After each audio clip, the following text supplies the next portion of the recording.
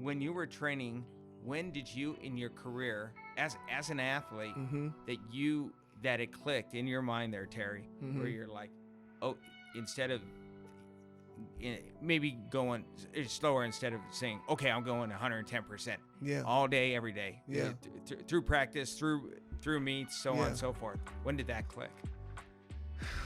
It clicked for me later. I was probably like a junior or a senior, before I developed that type of confidence to just go full speed at the barrier, because it takes building a good foundation. It takes understanding how to hurdle effectively, for focusing on lead leg, trail leg, technical things. It's another thing. Like, the little things make a big difference. But as I developed the foundation, I was then able to move beyond the foundation and start focusing on speed and focusing on finish and focusing on the start. And so it was like my junior or senior year that it just kind of clicked for me that here's where you can get better. I was really good technically, but I was missing some area in really having that confidence to go full speed. For sure. And that's when it happened for me. That's awesome. No, I appreciate that perspective. Yeah. And when you visit with folks too, being their hurdle life coach. Yes, sir. When you visit with them and they're going maybe through a tough time. Yeah. And they're vulnerable and everything. What is the one main thing or big thing of advice that you can give those folks to get to better your situation? Yeah. It's unique because each person has their own set of events, their set of experiences with those events, and then there's a certain level of effects that kind of trickle from their experience with those events. So one of the things I do in my coaching that I've been trained to do is called trauma-informed care. And this is a science of understanding adversity and stress. The neuroscience of stress on the body and on the brain. And when you begin to understand trauma, you go into what I just described: events, effects, experiences.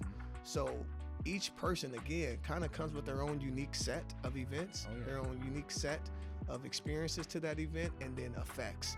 So what I attempt to do first and foremost is get to know them. Like, it really does start with listening. Before I start coaching, I got to start with listening. Right. And I'm able to do that well because I actually do care about people. Like, it's kind of a natural thing of mine that I'm a caring person. I've learned the power of empathy over the past 4 or 5 years and coming to this understanding of not just being an active listener, but being an empathetic listener, and really helping the people that I work with understand their emotions, the emotions they felt, the emotions they feel, and then how do we now work to regulate and find balance and being grounded as we experience these emotions. Because one thing that isn't going to change about life is you're going to come into other hurdles. You will see more adversity. You will be met with more stress and responsibility. What changes is how we hurdle, how we get through those experiences. So I develop and help teach people how to be resilient, how to regulate, mindfulness strategies, different things like that just helps you to deal with life, because life isn't gonna all of a sudden be a smooth sailing type of situation. That just ain't gonna happen. No. So we're keeping it real. We're letting people know you've been through a lot. There's more to come. But here's what we're gonna do. We're gonna equip you with the mentality, the skill set, the understanding to hurdle more effectively. And then, you know what? Let's look back at what you've overcome already. Because here's another thing.